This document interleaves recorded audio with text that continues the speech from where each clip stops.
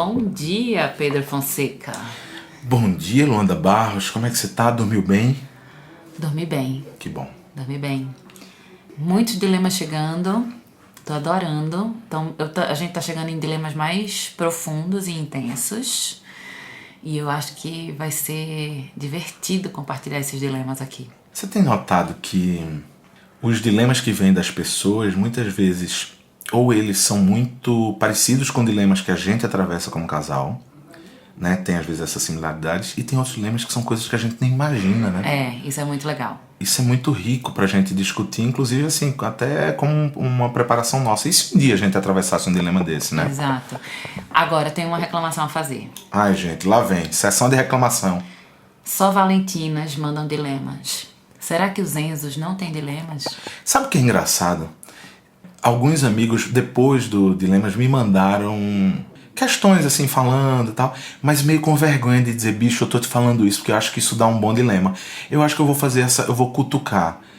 Tem pelo menos uns 3 que mandaram umas coisas, eu vou dar uma cutucada perguntando, ô véi, é pra colocar lá no dilema isso aqui, porque isso aqui é um baita dilema. Tem um deles que é maravilhoso, um dilema de um Enzo incrível, uma figura que eu amo, e eu vou perguntar pra ele se tá liberado, porque a questão dele é um excelente dilema.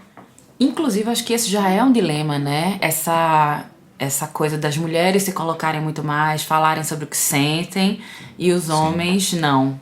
Mas vamos deixar esse dilema pra depois? Vamos deixar esse dilema pra depois e vamos pedir para o nosso querido Caboge soltar aquela vinheta maravilhosa que quem tá escutando o podcast de fone fica maluco com essa sonoridade que vai da esquerda pra direita. Esse som binaural que ele sabe fazer. Solta a vinheta, Caboge! Dilema vem do latim. São duas premissas, pontos de vista contrários. E aí, ao ceder ou negar uma delas, se chega a um novo lugar. Um problema Que é um confronto entre duas soluções. No dicionário hipster, treta. Situações embaraçosas. Dilema É um problema a ser resolvido, ou não. a ser entendido. Putz, discordo. É?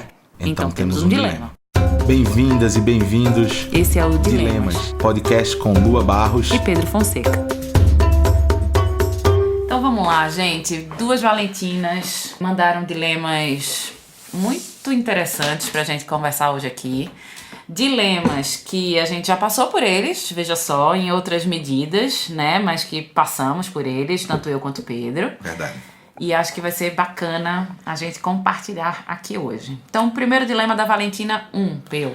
Valentina 1 traz o seguinte dilema. O que é que ela conta? Ela fala que está prestes a fazer 40 anos e 20 anos de mundo corporativo, que ela está um pouco cansada disso, né? De 2 décadas de mundo corporativo. Falou pra gente que teve 2 filhos durante esse processo, ou seja, ainda no mundo corporativo, na empresa, teve 2 filhos, segurou essa barra e seguiu dentro do mundo corporativo. Aconteceu também dela passar por uma história que foi segurar a barra em casa, e quando ela fala sobre essa questão, está muito se referindo à questão financeira, segurar a barra por 3 vezes que o marido ficou desempregado. Então veja só, prestes a fazer 40 anos, metade disso dentro do mundo corporativo e ela está cansada. 2 travessias aí de 2 filhos em que ela ainda estava dentro da empresa, dentro do mundo corporativo.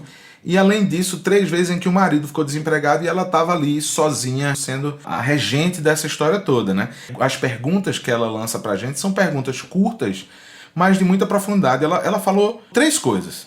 Ela colocou esse dilema dela e perguntou assim: e a vida? Me jogo? E se me jogo no quê? Olha só. Muito bom. Eu acho que esse é um dilema absolutamente contemporâneo de mulheres e homens nessa faixa etária, né, que olham para a história, olham para a vida, olham para as construções feitas até aqui e dizem, uau, não sei se era exatamente isso que eu queria fazer pelos próximos 40 anos. Sim. Né? Não sei se é daqui que eu quero ver a vida ou viver a vida. E estamos todos passando por questões com trabalho muito intensas, né? O que faz com esse trabalho? O que faz? Como é que muda de carreira? Né? Para que lado a gente aponta?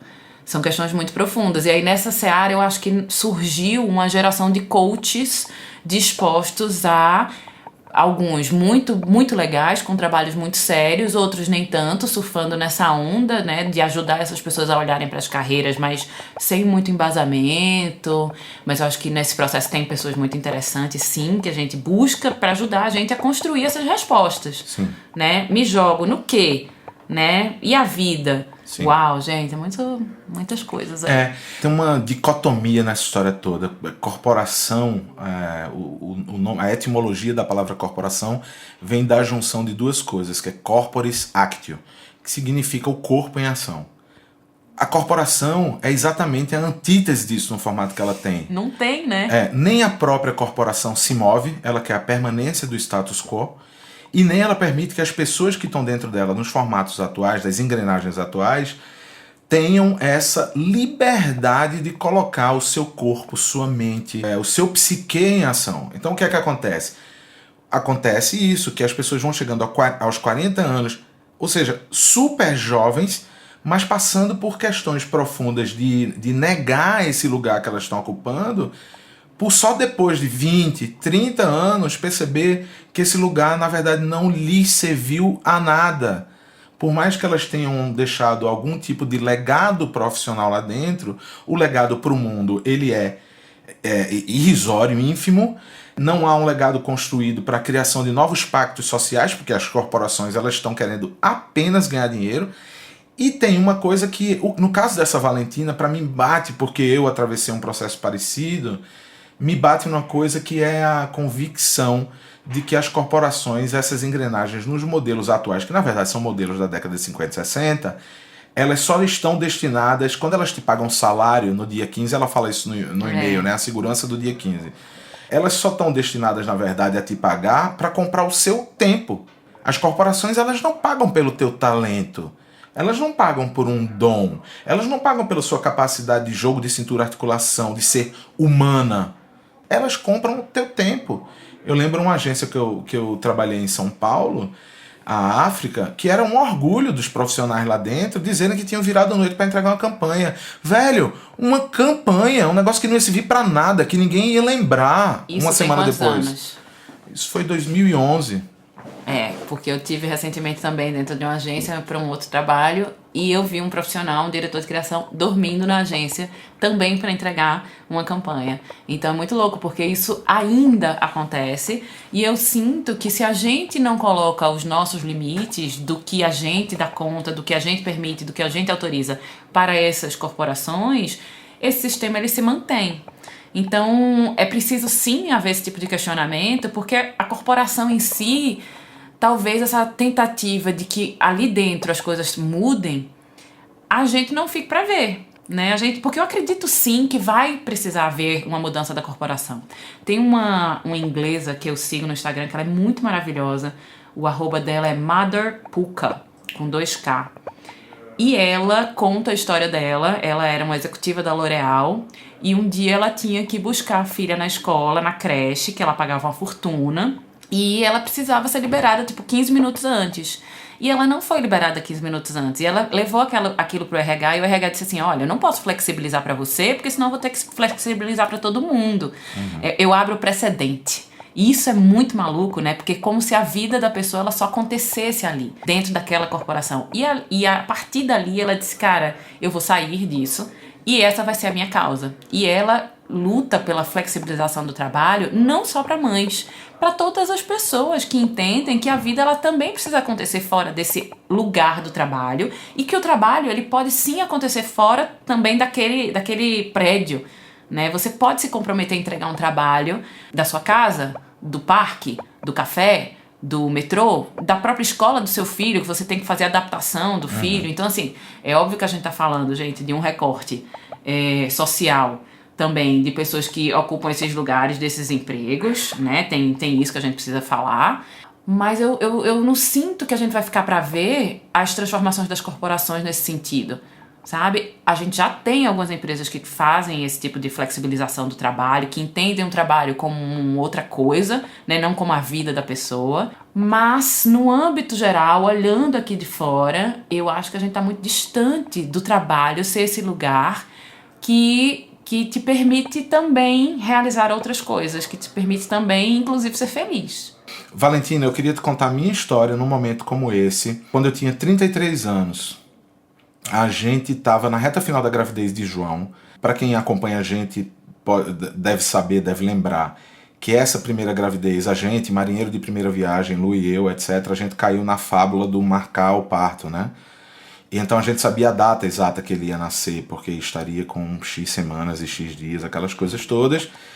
Outro dilema bom pra gente falar. Mas o que aconteceu foi o seguinte, eu tava dentro de uma corporação, dentro de um grupo de comunicação gigante, etc., e a menos de um mês do nascimento de João, eu acho que exatamente há 15 dias, se eu não estou enganado, antes do nascimento de João, eu chamei o meu chefe direto, o presidente da agência, pedi para fechar a portinha da sala dele, que estava sempre aberta. Ele é uma figura que eu amo muito até hoje, eu tenho uma relação pessoal com ele muito boa. Naquele momento eu chamei ele para conversa, que ele viu nos meus olhos que eu tinha alguma coisa grave a dizer. Para mim não, era uma decisão leve. Chamei ele para conversar e disse o seguinte: eu tô indo embora.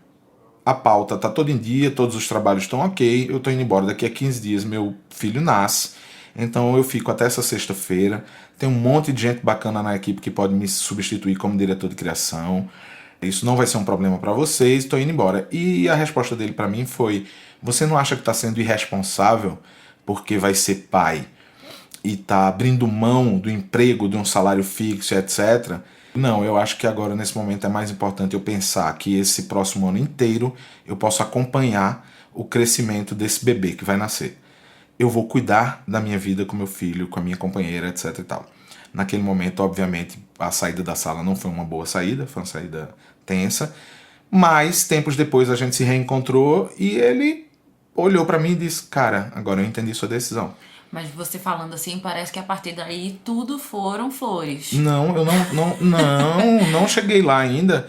Não é que tudo foram flores, não. Depois dessa saída, veio aquele tempo de me dedicar a projetos autorais para tentar fazer as pessoas verem o que eu era capaz de fazer, também enxergar também uma mudança de comportamento, que não era somente de fazer campanhas ou dirigir criação, etc. Mas era realmente de fazer coisas que fossem mais úteis, sabe?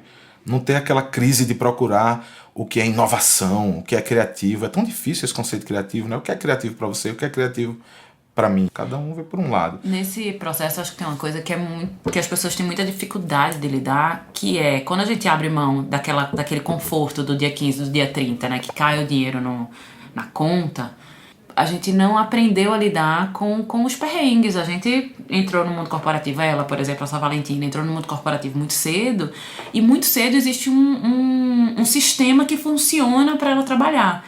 Quando você escolhe sair desse sistema, você precisa criar o sistema. E aí você lida com emoções que você até ali você não tinha lidado com elas. E é muito difícil, ao mesmo tempo que você cria esse novo sistema, você administrar essa ebulição dentro de você. Todos esses medos, todas as inseguranças, os perrengues, né? O dinheiro que deixa de entrar ali todo mês. Como é que faz para lidar com isso? A analogia que eu sempre fiz quando tomei a decisão de sair do mundo corporativo, a analogia da mudança de brinquedo no parque de diversões. Eu estava numa roda gigante. As 3 primeiras voltas são lindas, a gente fica lá, quando chega lá em cima a gente vibra e fica contemplando o horizonte e o pôr do sol. Mas depois, que é aquele trabalho que você bota na rua, mas depois de 20 giros ali, aquilo é de uma monotonia tremenda e você não sabe mais o que você é capaz de fazer. Quando eu saí do mundo corporativo, eu mudei de brinquedo no parque. Eu saí da roda gigante para a montanha-russa. Teve perrengue de grana, teve perrengue emocional, teve medo pra cacete de achar que a conta... Eu lembro de uma época que era assim, se a conta do mês vai fechar. Sim. A conta do mês vai fechar. E olha que era um filho só que tinha acabado de chegar ali.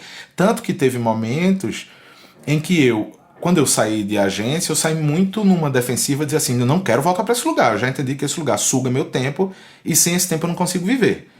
E eu lembro que teve um momento que eu recebi convite. E aceitou? Aceitei determinados convites para voltar. Mas aí eu ficava 6 meses num projeto dentro de uma agência. Eu lembro que teve a minha última experiência nesse sentido, eu lembro de uma conversa maravilhosa que eu tive com Enzo, um amigo meu. Enzo havia me chamado para trabalhar com ele me chamou para uma conversa do lado de fora da agência e disse, pô, bicho, você não sabe. Eu recebi, ele era sócio e tinha outros sócios, né? Outros Enzos. Tinha um Enzo e uma Valentina como sócio. Ele disse, Enzo e Valentina, meus sócios, estavam se queixando porque disseram que você só dedica metade do seu tempo aqui pra gente e a outra metade você dedica aos seus projetos. Eu disse, porra, velho, é verdade, isso tá errado. Eu precisaria dedicar mais ou menos 80% às minhas coisas e 20% aqui. Ele deu uma gargalhada e ali houve um pedido para sair. E eu disse para ele, cara, eu acho que eu cumpri minha missão aqui. Foram esses 6, 7 meses e realmente eu tô mais interessado em tocar os meus projetos.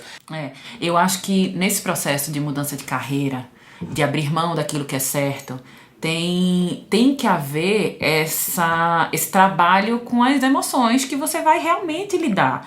O inesperado, ele é ruim? Como é que você lida com o novo? Como é que você lida com os seus medos? Como é que você lida com a escassez real? Né? Putz, esse mês não vai dar ou esse ano não vai dar para os nossos filhos fazerem balé, natação e judô.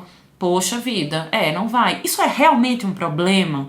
Então eu acho que é preciso a gente olhar essa vida, né, corporativa e esse conforto que o dinheiro traz de um outro lugar, porque faz com que a gente desenvolva outras habilidades. A corporação, você falou isso, né? A corporação faz com que a gente perceba que a gente só sabe entregar um determinado tipo de trabalho. Então, quando ela diz assim, me jogo no quê? Ela nem sabe, e a gente muitas vezes está nesse lugar de não saber e não reconhecer as nossas habilidades e aquilo que a gente é capaz. E nesse processo da corporação, a gente adormece os nossos sonhos. A gente esquece o que a gente sabe fazer, o que a gente gostaria de fazer para a vida. A pergunta dela, me jogo, e na sequência, no quê? Para mim é um apontamento muito claro de uma pessoa que não sabe mais quem é. Exatamente. E realmente, depois de 20 anos em uma corporação, você não sabe mais quem você é. Porque você não teve tempo para você durante esses 20 anos. É óbvio que você pode morrer de orgulho do trabalho que você fez durante esses 20 anos. Tá tudo certo, né? E provavelmente ela deve sentir esse orgulho. Mas não há mais um reconhecimento sobre quem ela é. Quando ela olha no espelho e tá pronta para ir para a corporação, vestida para ir para a corporação, porque também tem dress code, né, nas corporações, ela se olha e ela provavelmente não se reconhece.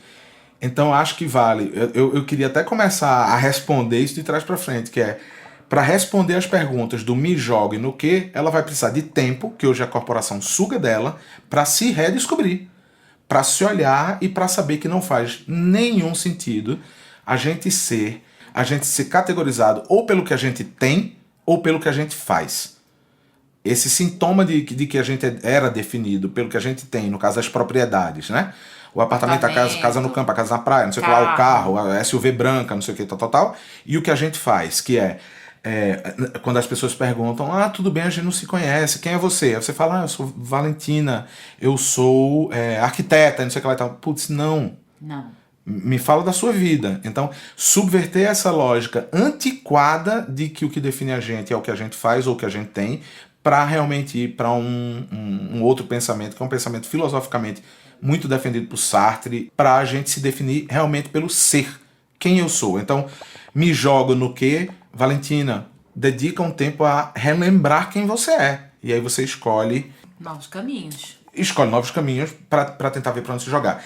E aí, indo para a primeira pergunta dela, quando ela diz, né, 40 anos, metade disso no mundo corporativo, que está cansada, que teve essa história de ter 2 filhos e se manter dentro da empresa, que eu nem imagino como é que foi essa questão de volta ao trabalho, etc e tal, porque isso é uma pressão fodida em cima das mulheres. Dilema. E essa coisa também de 3 vezes o marido desempregado e ela tá ali segurando a onda financeira, né, que foi isso que ela colocou. Ela pergunta, e a vida? Ela já notou, primeiro ponto, ela já notou que isso não é a vida que ela quer. Essa não é a vida, talvez, que ela esperasse para si própria aos 40 anos. Então, indo para a pergunta e a vida, eu queria que somente abrir um pouquinho o espectro dessa vida para a gente pensar no seguinte, a gente está falando num dilema específico de uma mulher de 40 anos, provavelmente de classe média alta. Tá? Eu vou fazer outro recorte bem rápido. Uma mulher de 40 anos, imagina a Valentina do Capão Redondo aos 40 anos, se ela em algum momento vai parar para pensar que o tempo dela está sendo dedicado a uma coisa errada. Sabe por que não? Porque ela está o tempo todo num corre, que é o corre que acontece nas quebradas do Brasil, de sobrevivência. Esse corre é completamente diferente do corre que é privilegiado de quem, dentro de uma classe média alta, etc e tal, constrói esse pensamento dentro de uma engrenagem chamada corporação. Sim. Só quero fazer esse recorte para pensar no seguinte: talvez esse problema não seja tão grande, talvez esse dilema não seja tão grande. Talvez, se a gente olhar para os tantos de dilemas que mulheres de 40 anos atravessam num país como o nosso, talvez ela possa olhar com mais generosidade sobre si própria para dizer: caramba, eu já construí tanta coisa. Eu sou tão privilegiada porque, apesar de eu ter perdido um monte de tempo aqui dentro, mas ganhei outro tempo aqui dentro, eu posso sim me dar a liberdade de dizer tchau, sair de cabeça erguida pela porta da corporação e olhar a vida ao redor, que ela é muito maior do que os escritórios, as baias, a corporação e o trabalho metódico que te rouba o tempo. E está disposta a construir essa nova vida, né? Porque eu também sinto uma intolerância aos tempos. A gente quer trocar uma carreira por outra e a gente quer que essa outra já seja bem-sucedida, viável financeiramente, né, que me traga todos os prazeres que eu estou esperando, que me foram roubados dessa vida corporativa. Então, mais uma vez, é sobre lidar com as emoções e com as expectativas. Você está disposto, diante da percepção de que tudo isso é um grande privilégio, a abrir mão de certos privilégios construídos até aqui para construir uma nova vida? Está disposto a lidar com esses perrengues? Está disposto a olhar e entender os tempos das coisas? Porque não dá para sair de uma carreira e entrar em outra e já querer ter o sucesso da outra. As pessoas olham para você hoje muito assim, eu vejo essa referência de que você é um cara que conseguiu mudar de carreira, né? Conseguiu fazer o que ama, que eu acho isso uma balela tremenda. Você tá ralando para construir isso há 10 anos. Nesse processo você foi e voltou, nesse processo você errou e acertou, nesse processo você perdeu dinheiro, ganhou dinheiro. É preciso entender que hoje você tá aqui fazendo um trabalho que você criou, que você inventou um novo sistema desse trabalho, mas que esse processo ele é longuíssimo, né? Aos meus amigos baianos, já que Lua citou essa coisa que eu tô ralando muito, aquela expressão que eu amo, que é: estou há 11 anos ralando o cu na ostra. Lindo isso, gente. E tem uma coisa que amarra a gente, né, que a corporação faz isso muito bem, que é o dinheiro.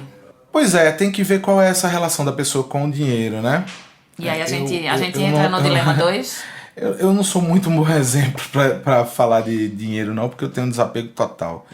Antes de entrar no dilema número 2, eu ainda queria só insistir com essa pergunta dela sobre a vida, essa expectativa de fazer uma transição de carreira e já começar a outra de um ponto acelerado, que tudo dá certo, etc, etc, etc.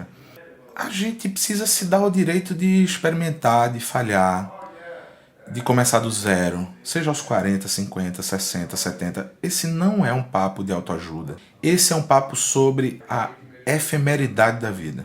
Sim. Há 2 semanas a gente foi apunhalado pelas costas com a notícia de que uma das cabeças privilegiadíssimas da escrita, do roteiro, da literatura, do teatro e da televisão, do feminismo nacional, morreu aos 49 anos com uma crise de asma. Eu até agora não digeri isso, assim, me emociona de falar dela. E a Fernanda Young. E aí a pergunta é: para que serve então esse dinheiro, se é isso que te move?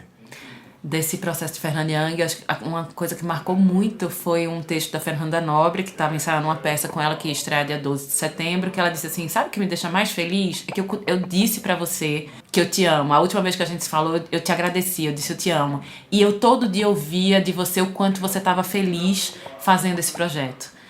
Precisa ser sobre isso. Precisa ser sobre os prazeres que a gente tem e como a gente lida com isso, como a gente recebe isso. É muito difícil, diante de tudo que a gente está vivendo socialmente e politicamente, a gente encontrar esse lugar de prazer naquilo que a gente faz.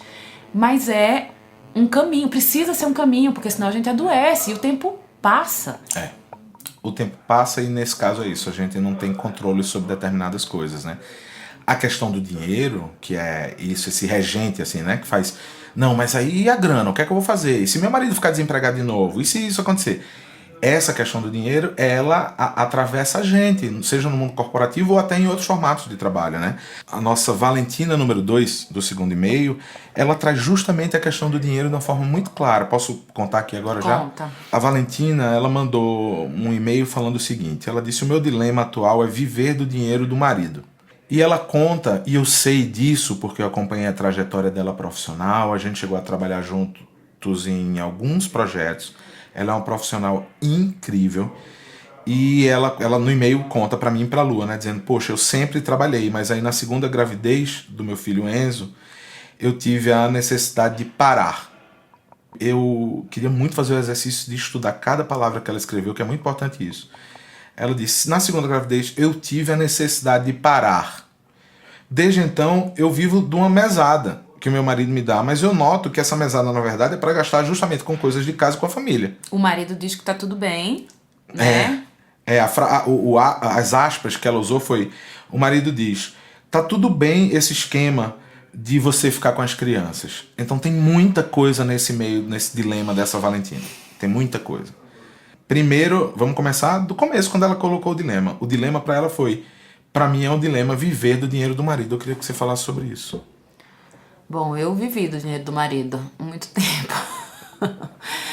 Mas nunca foi o dinheiro do marido, né? Então, por isso que talvez isso foi... Eu vivi esse período muito tranquilamente, porque não era o dinheiro do marido, era o nosso dinheiro. Era o dinheiro da família, né? E hoje continua sendo o dinheiro da família. Então, acho que isso é uma coisa importante. Porque eu não me sentia culpada de ter parado de trabalhar para ficar com as crianças, eu não me sentia inútil, eu não me sentia que eu era um gasto dentro daquela engrenagem familiar. Eu não me via assim, muito pelo contrário, eu me via muito tranquila com essa escolha, porque realmente para mim emocionalmente não dava mais, e nem financeiramente. A gente, na época, quando isso aconteceu, eu tinha 3 filhos, a gente tinha 3 filhos, e era isso, assim, o dinheiro... era só para aquilo. O dinheiro que trabalhava, ele ia todo para pagar contas. E aí eu disse: poxa, tô saindo para trabalhar, deixando essas crianças aqui, eu posso ficar? O que você acha da gente ficar? De eu ficar? Né? Então isso foi uma conversa muito, muito franca sobre um desejo, né, que é essa necessidade de parar, entender que aquelas crianças estavam precisando de mim naquele momento e eu precisando delas, e que eu poderia fazer isso dentro da nossa... vida absolutamente privilegiada, né? Foi uma escolha. Então eu não sentia que tinha mesada. Nunca senti essa relação da mesada. E isso precisa talvez ser a primeira conversa. Essa né? sensação de mesada é um incômodo, né? Eu queria falar uma coisa sobre essa questão do viver do dinheiro do marido. Queria fazer alguns exercícios e contar alguns causos rápidos aqui. Aliás, eu queria até começar por um caso. Eu queria começar por um caso de um casal que eu admiro demais. E que certo dia, numa conversa da gente, com o tempo, eles me contaram como havia sido o processo deles profissional. A história era a seguinte: Enzo, artista, um trabalho longo de construção do que era esse caminho dele como artista. O Enzo tinha essa convicção do que o que ele estava construindo era realmente uma construção de arte, então isso leva tempo, isso levaria muito tempo. E a Valentina dele, em várias conversas deles, a Valentina colocou para ele: eu estou muito bem profissionalmente, toca esse projeto que é de longo prazo, que eu seguro a onda financeira. O que era que acontecia na época?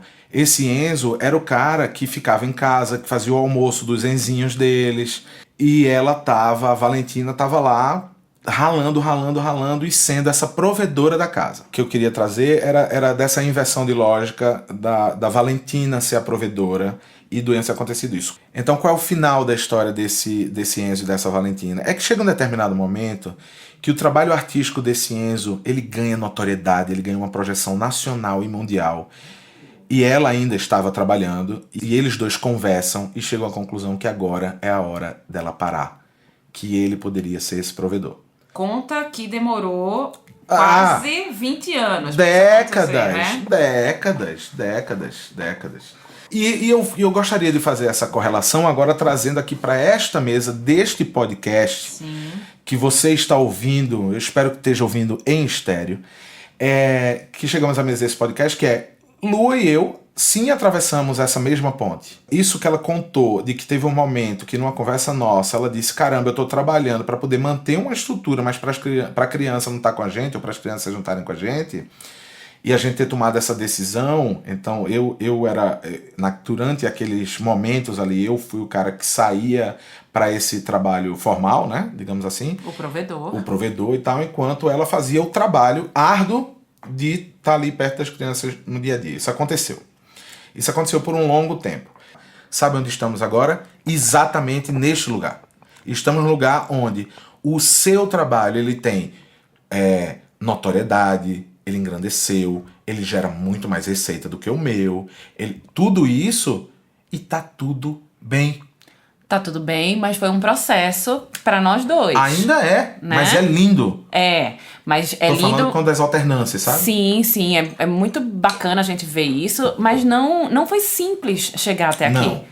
Né? Porque tem uma coisa assim, da mulher que abre mão desse trabalho, dessa força de trabalho externa, né? Porque a força de trabalho interna ali com os filhos, com a casa, ela é uma loucura. E ela abre mão dessa força de trabalho externa que ela tem pra ficar em casa. E aí, o que acontece? Tudo se acomoda em torno dessa mulher que vira uma grande gerente, né? Capaz de dar conta de absolutamente tudo, no que é também conhecido como carga mental, porque ela faz, além do trabalho que é visto, ela faz o trabalho que não é visto. E aí, se essa mulher começa a dizer aqui e ali que tá incomodada, que tá cansada, que preferia estar fora de casa trabalhando, né, pra também gerar receita pra casa, pra também gerar uma receita pra ela vai ter que lidar com uma situação que é o incômodo que esse novo passo causa. Perfeito. E isso pra gente foi uma questão que a gente demorou um ano pra lidar, pra conseguir primeiro entender que isso era incômodo, falar que isso era incômodo, né? Porque é muito feio o cara admitir que, poxa, não, pra mim é mais confortável que você fique em casa cuidando das crianças. Mas isso é de uma escrotidão tamanha. Vamos lá. Mas é o machismo nosso de cada dia. Então, mas não pode ser. Não. Então, por exemplo, aos homens que estão ouvindo aqui, eu fico meio puto quando eu retomo esse assunto, porque é o seguinte, 90% da audiência da gente, do podcast, é feminina. Só tem 10% de homem. Então, os 10% de homens que estão aqui, eu queria fazer uma provocação. Real mesmo, assim. Lua falou sobre carga mental, né? Eu queria perguntar pra vocês, homens que estão aqui, se as vacinas dos filhos de vocês estão em dia. Eu queria perguntar quais são as frutas que estão faltando e legumes. Queria perguntar pra vocês quais são os dias que a feira orgânica está funcionando no bairro de vocês. Eu queria perguntar se suas filhas e seus filhos preferem chinelo ou tênis. Queria perguntar qual é o melhor programa que eles gostam o programa que eles mais gostam de fazer. E entender que isso é um processo de observação. Não é plim, magicamente você vai saber tudo isso. É uma disposição a observar a sua casa, a se considerar parte dessa casa também, e não deixar nas costas dessa mulher que assumiu essa gerência e que, não, esse é o trabalho dela, ela tem que fazer tudo.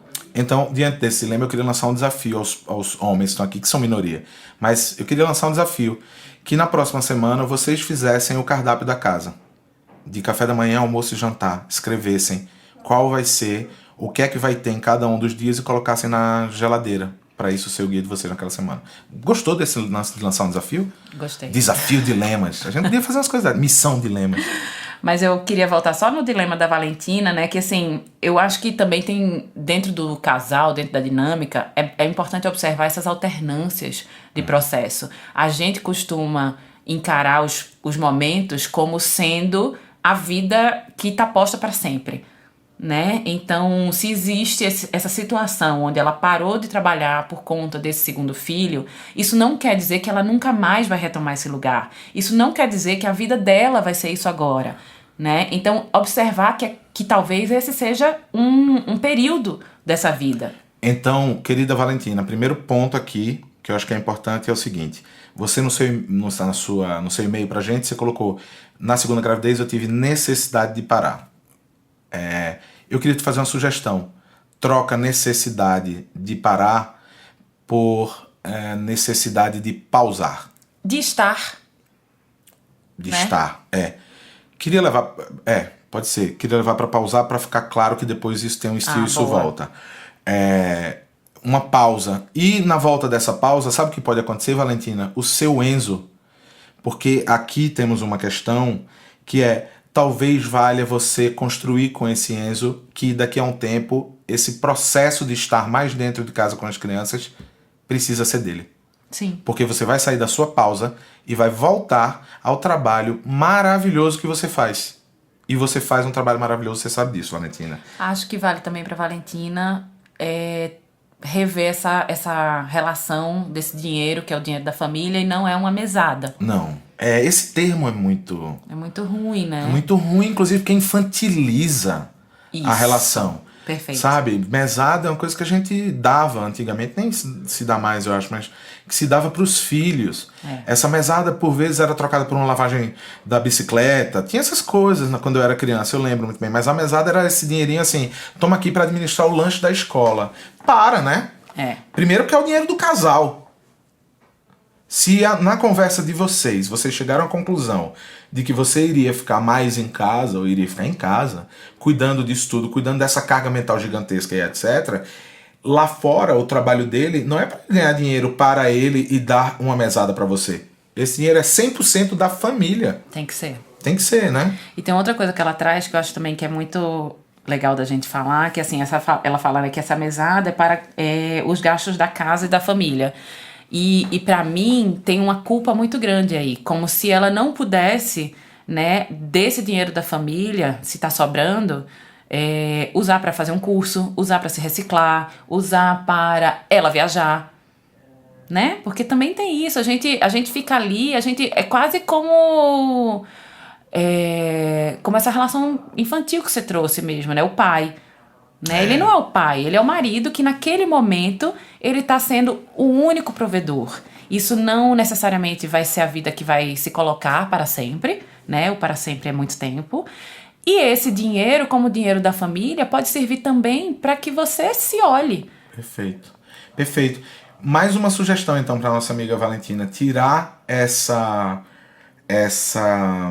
terminologia que é ele como provedor e colocar nesse momento da sua pausa ele como o responsável financeiro. Isso. Amanhã isso muda, talvez você seja a responsável financeira.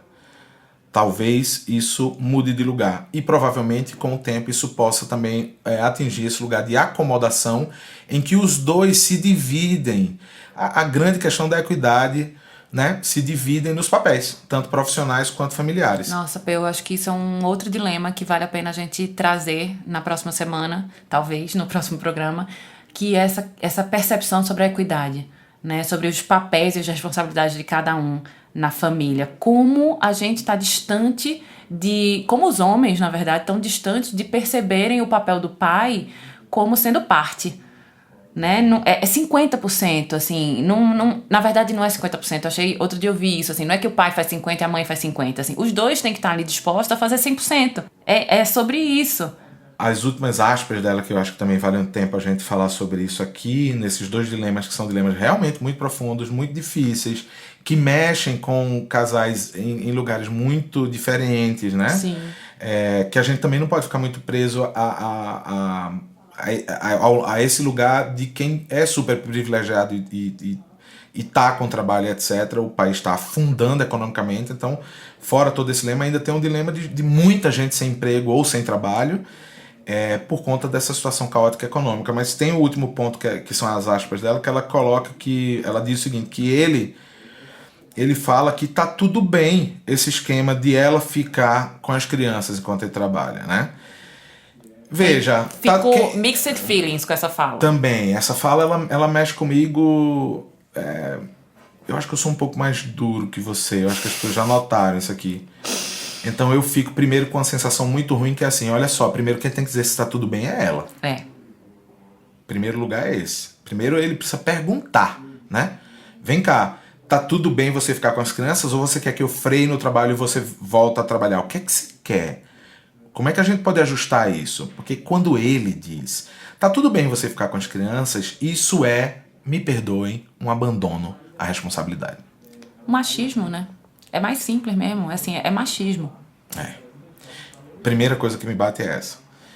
A segunda coisa que me bate eu queria muito ouvir dessa Valentina, então, já que pra ele tá tudo bem ela ficar com as crianças, como é quando ele está sozinho com as crianças. Eu queria muito ouvir dela o que é que acontece quando ela diz assim, então, no sábado de manhã, que ele não está trabalhando, ela fala, então, vou só tomar um cafezinho aqui e eu tenho algumas coisas para fazer na rua. Eu chego à noite. Beijo. Beijo.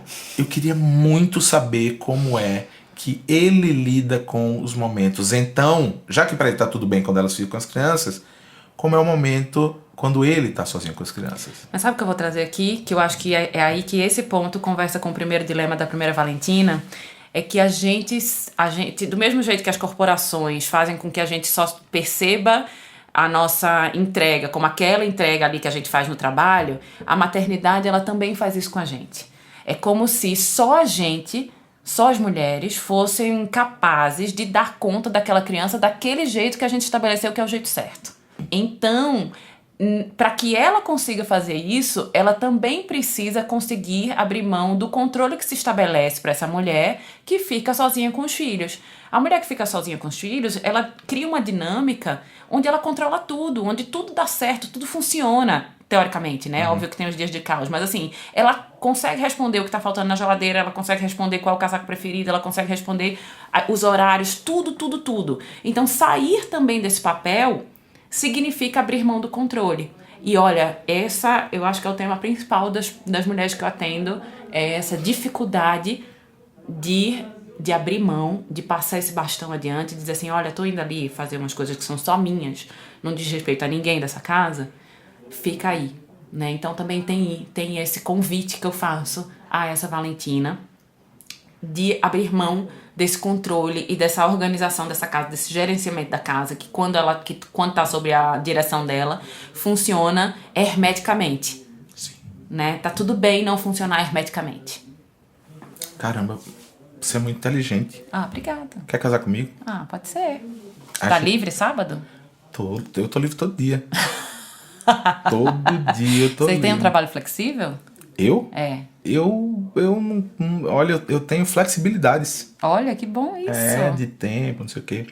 Queridas Valentinas que hoje mandaram esses e-mails, a gente queria agradecer muito. Foi maravilhoso, gente. Muito boa essas abordagens de vocês. E como homem, eu não consigo sequer imaginar o que é para vocês as sensações de culpa que Lua trouxe, dessa perda do controle que é dolorosa. Sequer consigo me colocar no lugar de vocês.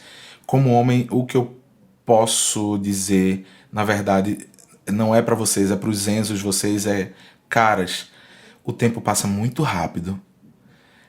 A gente é capaz, sim, de fazer escolhas mais humanas para a nossa vida, que sejam regidas menos pelo trabalho, menos pelo dinheiro e mais pelas coisas que importam, porque, de novo, isso aqui passa tudo muito rápido.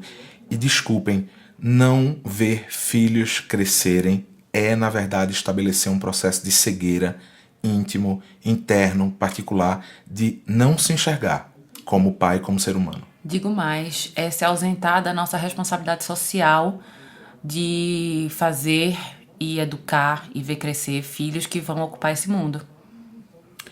Você vê que Dilemas número 3 foi tão profundo que a gente mudou o tom de voz agora no final. A gente tava meio... Não foi? Foi. A gente tava meio... hora do Brasil. Mas é maravilhoso isso, né? Porque os dilemas, eles são intensos. Tem dilema leve, tem dilema pesado. Tem tudo. Tem tudo. Muito obrigado. Próxima semana, como vocês já sabem, todas as quintas-feiras a gente tem os dilemas disponíveis no Spotify. A gente queria muito agradecer a vocês que estão ouvindo. Eu queria agradecer a presença dessa mulher maravilhosa que está aqui à minha frente, chamada Luanda Barros. E sabe que ela é Luanda Barros Fonseca e eu também sou Pedro Barros Fonseca. A gente criou uma nova árvore genealógica. É verdade, vamos contar essa história depois. Obrigada, meu amor, foi uma delícia mais uma vez. Obrigada a todo mundo que está ouvindo. Indiquem esse podcast, assinem esse podcast e a gente se vê semana que vem. Coisa linda, fazendo merchan. Au! Vai, Caboge, solta a vinheta. Dilemas. Mostra os seus que a gente mostra os nossos.